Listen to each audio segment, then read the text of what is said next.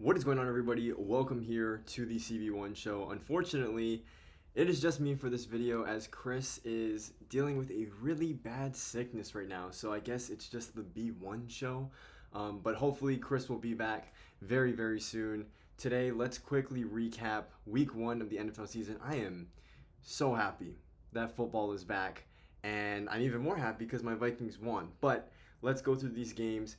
Starting off with that Thursday night football game between the Cowboys and the Eagles. Look, I was a little skeptical about Schottenheimer as the head coach of this Dallas Cowboys team, but I think he proved to us that he can be a good head coach in this league and the Cowboys can be competitive. I think Dak gets a lot of hate for whatever reason. It's most likely because he has the stars on the side of his head, and that's just what comes with being a Dallas Cowboys quarterback. But whether it's his receivers that were hurt in the past, defense being really banged up as well, and him obviously being out with injury for a portion of last year, I think it was just a reminder of how good Dak Prescott can be as a quarterback, and he showed it against what many people would regard as a pretty good defense led by Vic Fangio. Now, speaking of those Eagles and their coordinators, it's still a big question mark as to what this offense is going to look like without Kellen Moore, who is now the head coach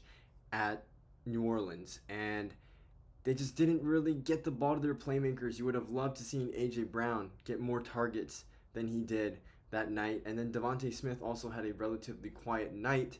And just overall, I think when you can't get your playmakers involved, it's going to cause troubles down the line, because I think you can get away with it week one as people are all trying to figure things out on both sides of the football, especially when there's a lack of continuity.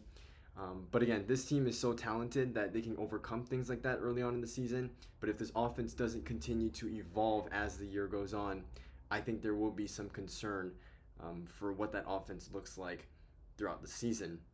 Now, that Friday game in Brazil was awesome. And all of that hype for the Kansas City Chiefs, it just got sucked out, and now some people are hitting the panic button and, oh, Travis Kelce is washed, and what are they going to do without the receivers? The Chiefs are going to be just fine. This team is so well coached on both sides of the ball, and even when they had a lack of playmakers because of Hollywood Brown's absence and Rashee Rice's suspension, this team was still competitive against another really competitive team in the NFL in the Los Angeles Chargers. So again, they're going to have a tough schedule, as they usually do, being the one seed from the AFC a year ago. But it's nothing that this team can't overcome. It seems like year and year, time and again, people want to doubt this Kansas City Chiefs team, and they just go out there and win games. And I don't know how they do it, but a lot of it is a testament to their good coaching and having one of the greatest quarterbacks of all time under center in Patrick Mahomes. But now, let's focus on those LA Chargers, okay? This is a team that I did not have making the playoffs just because of how competitive this AFC West division is and how many teams are really capable of being a playoff contender this year. But if you can beat the Kansas City Chiefs, I don't care how well you know them, how well you don't, you beat the Chiefs, you can beat anybody in this league. And they did it convincingly. And while this may be a hot take, I do think that this was Justin Herbert's best game in the NFL. I mean, the way that he just took command of the offense, how he took command of the game, that is something that I've been waiting to see out of Justin Herbert for a long, long time. And you can make all the excuses you want for him or put out all those hypothetical scenarios, but when it comes time to make big plays, sustain drives, make the right throws, know when to put air under your football, which is something that he still needs to improve on. This is a good quarterback, and he is capable of doing really good things, but he's got to get all the small details right. And that's exactly what he did. He used his legs correctly in this game. He made smart throws. He dished it out to all of his receivers. It seemed like, Ladd was getting the ball a ton, and then Quentin Johnson was getting the ball a ton. Keenan Allen had a really solid game. And so for him to do what he did in that situation, in this big of a game, week one division game in a foreign country, what was there not to like about that? I mean, Justin Herbert looks legit, and if this is the same Justin Herbert that we see throughout the season, and most importantly through the postseason, the sky is the limit for this team, because when he puts the game on his shoulders and plays like that, who's stopping them? It's hard to see anybody doing that. All right, now shifting our focus to the games on Sunday. I'm not going to cover all of them, but just go through a lot of the highlights of that day. First things first, the early window. Dolphin season is over, okay? And I think it's one of these things where you never want to overreact, or you don't want to take it too lightly, because things do happen. Things need to get sorted out, but there are some teams where you can just get a gauge of what their season is going to look like. And I can say with a lot of confidence that I think this Dolphin season is over. Mike McDaniel, I've never really been a fan of him. He never really came off as a head coach to me, a leader of men. I just have a hard time taking him seriously, and it just seems like that locker room feels the same way, just based on the reflection of the way that they played. Because to lose by, what was it, 25, if I'm doing the math correctly, to a Daniel Jones-led Colts team, which has done little to nothing with or without Daniel Jones prior to his arrival, I should say. You can't come out like that. I mean, you have the same offensive mind running the offense. You have the same quarterback for, 3-4 years now. Maybe this is heading into year 4 if I'm not mistaken. You have weapons, Tyreek Hill, Jalen Waddle, Devon Achane. What's the excuse? And again, this front office, so many lateral moves over the years. Like, I don't know when in time they made this team better. Like, I think that Tyreek Hill acquisition was huge at the time, and he had a damn near MVP season that year. But aside from that, they have not made too many groundbreaking moves that convinces you that this is going to be a contender. And the offense has been uninspiring in cold weather games and in games against top tier opponents. I'm just not convinced that this team can turn it around, because I think if they could, and they had that character instilled with them under Mike McDaniel, we would have seen it by now, right? And we're heading into year 4 with this staff, with this team, and there just seems to be nothing changed. So I think that the Dolphins season is over. I'm already giving them a 0% chance to make it to the playoffs. Another thing I want to talk about, all right? We talked about down in the dumps with Tua and the highs of highs with Daniel Jones, but another two guys who hit some really high highs that I don't think everyone expected was Aaron Rodgers and Justin Fields. Look, I said it in my top players to look out for in each of the AFC divisions. Aaron Rodgers was one of them.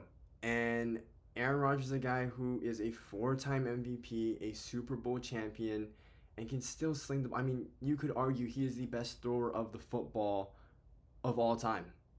And I don't know if it's crazy to say that, because he has made some pretty incredible throws throughout the duration of his career. But again, goes out there, throws 4 touchdowns, has great command of the offense. And look, let's not act like he has some superstars around him. Sure, DK Metcalf is a good receiver. I don't think he's a great one. And he doesn't have a really legit receiving threat after that. And I wouldn't say any of his running backs are in the top half of the league. And so for him to go out and just dissect that defense, which, in theory was supposed to be revamped with Aaron Glenn there, shredded him. And he looked like a veteran who has won 4 MVPs. And it doesn't shock me that he played this well, because despite having a down year last year, I emphasized in that video that I made earlier, no one's playing good on the Jets. And he has Nathaniel Hackett as his head coach, his offensive coordinator. No one is succeeding in that position, and he still looked decent despite all of those challenges. Like, again, nobody looks good on the Jets. But as I say that, Justin Fields looked pretty damn good.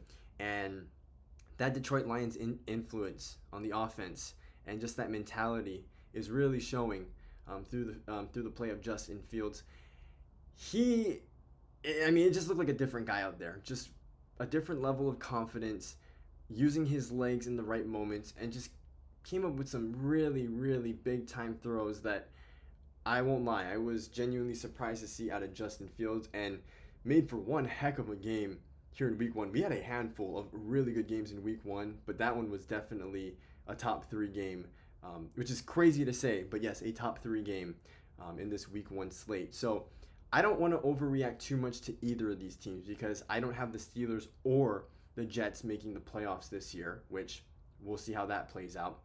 But my point being is that both of these teams are in good hands. They have good chances to make the playoffs if they continue to play the way that they did this past weekend.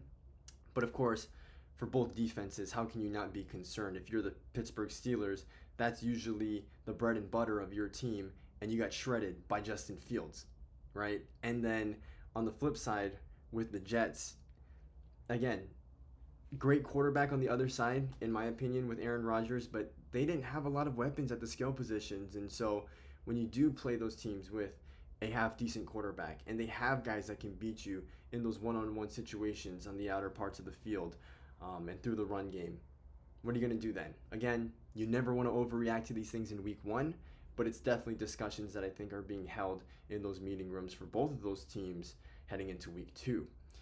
The Panthers, I think, are the NFC version of the Dolphins. Just continue to make lateral moves. I don't see any big-time contributors that they bring in the offseason. Like, Tet is a great player, but a guy that I'm going to get to in a little bit, I thought Emeka Egbuka was the number one receiver in this class. And while Tet did have his moments in this game, Emeka Egbuka was game-changing and ultimately won that Buccaneers team the game, which, again, I will get to in a little bit. But it just seems like this team takes way too long to build its chemistry. And again, you've had Dave Canales as the offensive play caller for multiple years now. Bryce Young has been the quarterback for multiple seasons. It's just like, when is it going to start to happen where these guys are just clicking on a consistent basis and you can feel confident about rolling that offense out there and they're going to score? I mean, this team put up a pitiful 10 points in the season opener. It's just very uninspiring, right? And the Jaguars looked a lot better with a completely new staff in place. And so I just think that if there was going to be any glimpse of optimism with this Panthers team and any chance of making the playoffs, we would have seen it week one. Hopefully they would have picked up where they left off late in the season, where they were just putting up crazy numbers on the offensive side of the ball. And it just didn't happen against a Jaguars team that not many people have making the playoffs. I've seen a handful of people believe in them, but this isn't one of the top teams in the league. It was a winnable game heading into it, and just very uninspiring. So, again, I think this is another team that just needs to clean house from the GM down to the players. Like, it's just not being managed right there, and I don't see them doing anything this year, even in a division that some people believe is wide open in the NFC South. Now, transitioning to another team in the NFC South, Emeka Egbuka and the Tampa Bay Buccaneers. Man, this dude, again, I don't know why teams continue to sleep on these receivers that are just slot guys and don't have top-tier athleticism, right? When I was watching Emeka Egbuka in the draft, you just saw a guy who just does everything right. He understands leverages. He's good at high pointing the football, tracking the football, a consistent catcher, great route runner.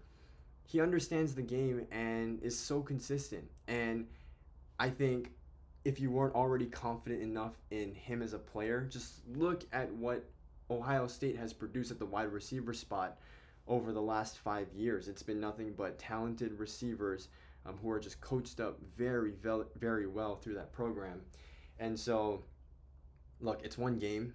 And I'm not saying put him in the Hall of Fame, but I do think Emeka Egbuka is going to be a very, very good player when it's all said and done, and will end up being the top target in a few years when Mike Evans retires and Chris Godwin is no longer on this team, because those guys are both above the age of 30, right? And most receivers don't last much longer after that time.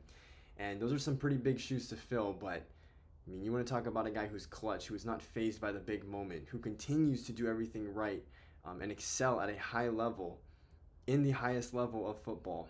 Emeka Egbuka came ready this offseason after all the work he put in at Ohio State, and it's showing off immediately here in week one, contributing to a massive division win in a division that I think could come down to those two teams when it's all said and done. Now, that game came down to a field goal that was missed by Younghoe Koo, and that's another topic that I want to talk about. You know, just people have kind of put the idea out there that we need to make the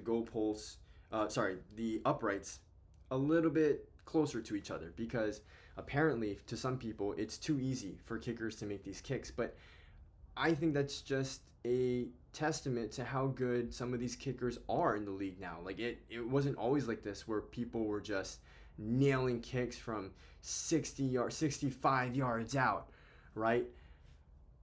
Like guys are just good. Like Brandon Aubrey, Jake Bates. Heck, Will Reichert had a huge kick today from 59 yards out. Like not every kicker can do that on a consistent basis. There are just guys out there who are doing it at an extremely high level. But again, we see the games come down to kicking time and time and again. And we had guys like Younghoe Koo and Andre Cismet from the Cleveland Browns absolutely sell their teams because they can't do their one job. And look, I'm not saying kicking is an easy job because I probably couldn't make a kick out from 5 yards consistently. But my point being is that there is no need to put these uprights closer to each other because, again, this job is not easy, and some teams just have some really good kickers that can kick it from far out and accurately, and they should not go unnoticed. But for Cismet, do you bring back Hopkins already? I don't think so. I think you have to give him a few more weeks. I don't think it's fair to cut a player after one performance because, yes, it did cost them the game, but it's also week one. It was his first NFL game. You never know what can happen. I think Daniel Carlson is a good example of that, where he got cut after 3 games for the Vikings and then later became a very consistent and still a consistent kicker for the Raiders many years later. Younghoe Koo, however, I feel like he is on the decline, and we kind of saw this happening last year where there were some pretty big kicks that they needed from him, and he could not deliver. And it seems like that trend has picked up from last year, and I think it's just one of those kickers that you're slowly losing faith in because of his inability to come up when it is necessary. So, again, leave the goalposts as is. Whoever is saying that, you lost credibility. Cam Ward, absolutely sold by his team. And that was expected because they didn't do much to improve the skill positions around him. And there were some pretty big throws that he made throughout that game that were just completely botched by his guys. And again, offensive line not doing a whole lot of justice, but that was expected when you signed Dan Moore, who gave up the most sacks in the NFL last year, to a crazy contract, and everyone else on that team, or on that line specifically, just didn't look great as a unit. Granted, it was a good defense in the Denver Broncos, but again, we can see that Cam Ward went to the number 1 team, the team with the number 1 pick last year in 2025. He's going to be good. I think Cam Ward's going to be great. I think he has a competent coach in place. They just don't have the talent around them yet to prove it. But Cam Ward, I think, just oozes confidence. He's not phased being in the NFL. And I think he truly believes that he can work with anybody that they put around him. And he made some throws that would convince you to believe that he has that mindset. And so I think that that's a huge positive that you can take out as a Titans fan, where you can say, hey, I think we have our guy for the future. It's just a matter of getting those guys around him to prove that and reflect it in wins and losses, and also through his numbers on the stat sheet. Now, the Packers, they're contenders. I had this team making the playoffs, not winning the division though, coincidentally losing that to the Detroit Lions, who I believe would be repeat champions. But after yesterday's game, I mean, that was one of the more dominant victories, even if the score didn't necessarily reflect that in a 14-point win. I thought that this was one of the more convincing victories in the NFL this week. It was just Jordan Love dissecting this defense, and their defense really shut down this Lions offense, which I think is still trying to find their identity. And again, this was a big concern for the Lions, and I'm slightly concerned just based off of the way that the Bears looked through phases of their game, which we'll get to in a bit.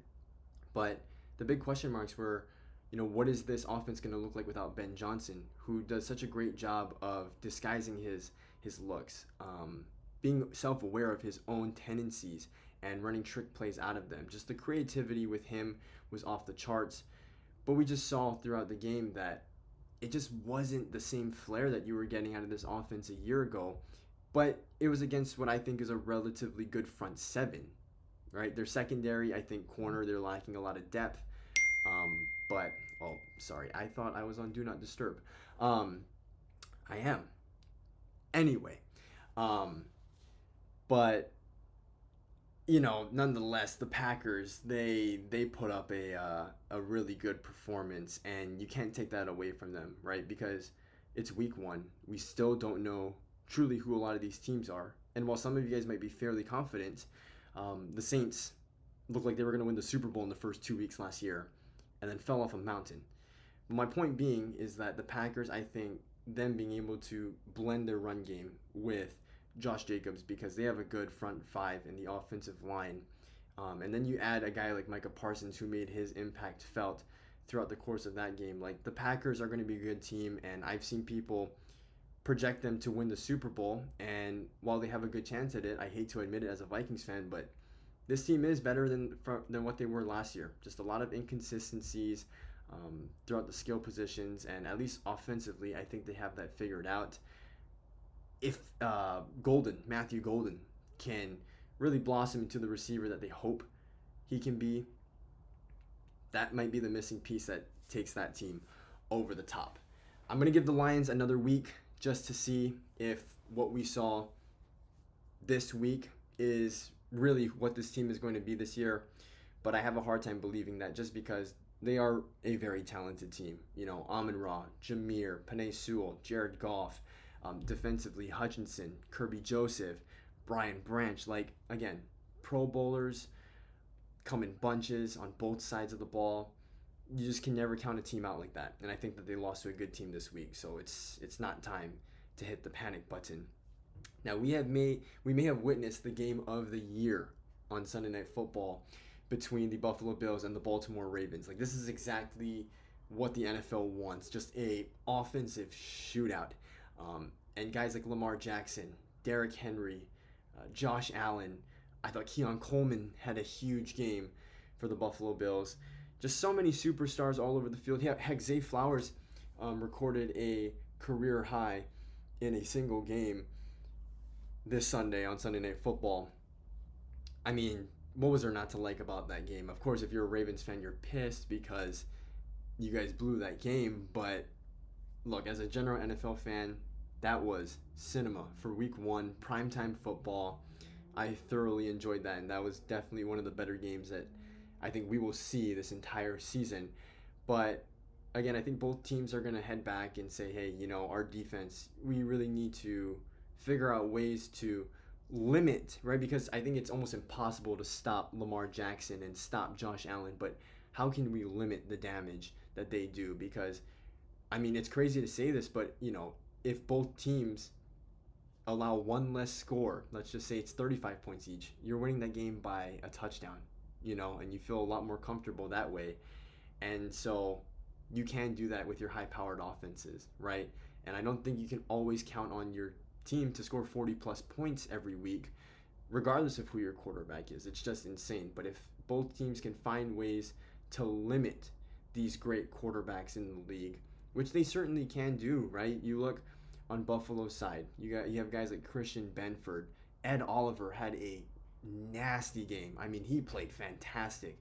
Matt Milano. And then defensively for the Ravens, you have Matabike, Kyle Van Noy, Kyle Hamilton, Roquan Smith. Like, these teams are talented. It's just at a certain point, a lot of the advantage goes to the offense these days. And it showed with two MVP quarterbacks playing the game.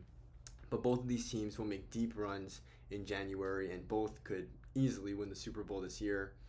But again, for both of these offenses to click the way that they did here in week one, you got to feel great, at least offensively, for both of these teams. And you got to feel great if you're a Buffalo Bills fan for the resilience that their team showed to pull out that victory, which seemed nearly impossible when the Ravens had the ball with 4 minutes left to go. Now, finally, the Minnesota Vikings. Guys, very excited to talk about this, obviously. I won't spend too much time yapping as I have a personal YouTube channel for that. Go check it out, PGP, if you're a Vikings fan. But JJ McCarthy, my goodness. I mean, I don't want to glaze him too much, And there were a lot of things coming out like right before the game where he's like, "Oh yeah, I put on eye black," and that's when I just flipped my mindset, and it's time to go to war. And I just remember a lot of the comments where people were like, "This is just really corny," and if he doesn't win, there's going to be a lot of memes about this because the guy is just talking a whole lot of just about this superstitious stuff and his mindset, and people don't want to hear that. People just want to see you go out and win. For the first 3 quarters, it looked like JJ McCarthy was just a huge cornball. But man, when it mattered the most, right? JJ McCarthy just flipped the switch, and I think what was the most amazing thing to me was that you have a guy in his first start on Monday Night Football in a primetime environment on the road against the Chicago Bears, and he throws a pick six that puts the team down by 11, and he just was never fazed by it. Like, I think there was a real good chance that this thing could have snowballed, unraveled, went out of control, and for JJ to stay composed and possess the mindset that he had to push forward and score 3 touchdowns in the fourth quarter, 2 passing, 1 rushing. It was just incredible. And it's not something that you typically see out of a young quarterback, but the fact that he has that mentality to just move on after a bad play and stay dialed in and say, hey, we still have a chance to win this game. Put the game on my shoulders and I'll take care of it. What an unbelievable, what a gritty performance by JJ McCarthy, who, I have the jersey, I believe can be the future of the Minnesota Vikings. And on the flip side, for Caleb Williams and Ben Johnson, that one's got to hurt, man, because you look back at it and there were just so many opportunities for them to, you're talking about just going for it on 4th and 2 opposed to kicking the field goal. But again, Ben Johnson's going to live and he's going to die with those decisions. Cairo Santos missing a field goal from 45 yards out. And then just the close throws, because on that 4th down that I spoke of earlier where they didn't kick the field goal, they could have converted there. There was a bubble screen, I remember earlier in the game as well, that was just thrown slightly behind DJ Moore, or excuse me, it might have been Rome Odunze, one of those guys, that ended in a loss of possession as they had to punt it after that. But it's one of those things where you have to find ways to just keep momentum going. And while they did have the lead for a majority of the time, up until their second to last drive of the game, they had only put up 10 points, and 7 of those were from the opening drive. And so I think they had a good first 15 offensive plays called for the opening game script. But after that, it just seemed like this team wasn't as organized as you would like them to be. But again, it's week 1, and you see the potential for this offense. And it scares me as a Vikings fan because we know how good Caleb Williams is. He improvised so many times today and really kept his offense moving, at least when he was outside the pocket. Like, he has speed that I wasn't fully aware that he had. But again, they looked like they had some stuff dialed up, and Caleb just missed some really big throws today. And with how talented he is, I think that those wrinkles are going to be figured out eventually. But again, you don't want to lose those kind of games if you're the Bears, but you have to feel optimistic because while the Bears did bear once again, it does feel like they're going to be able to move the ball offensively. And I think what's happening on the other side with Dennis Allen, yeah, that's not the way you want to finish the game, but with how many guys who were out today, right? Jalen Johnson, TJ Edwards, and a couple more guys, Kyler Gordon, their slot corner. Like, when this team is fully healthy, when this offense is more in a rhythm and has a better understanding of what needs to be done, like, they could have a Detroit Lions type turnaround. And I'm saying that because Ben Johnson is there. Like, it wasn't super pretty with Ben Johnson as the offensive coordinator the first few years in Detroit, but as the years went on, they built chemistry. They had a better understanding of what was being asked of them, and took a guy in Jared Goff who a lot of people had ruled out in his career, and he just flipped a switch and became one of the top quarterbacks in the league. And just seeing what's going on in Detroit now versus kind of the optimism that you can feel. Like, you can take out a lot of positives if you're a Chicago Bears fan.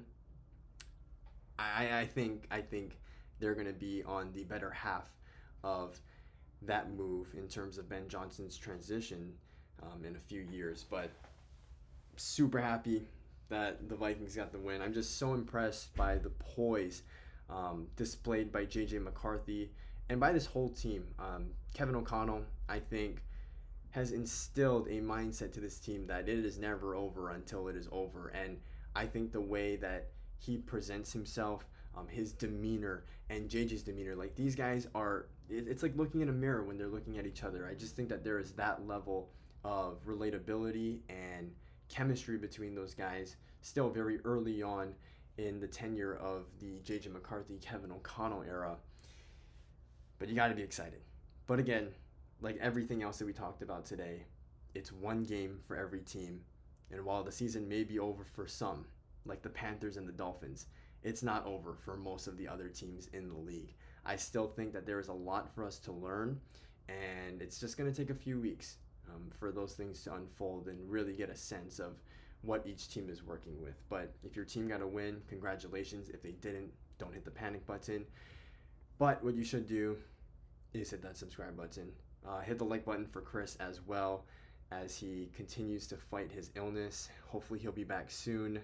Would love to have him here for the CB1 show, as it is the CB1 show hosted by Chris and me.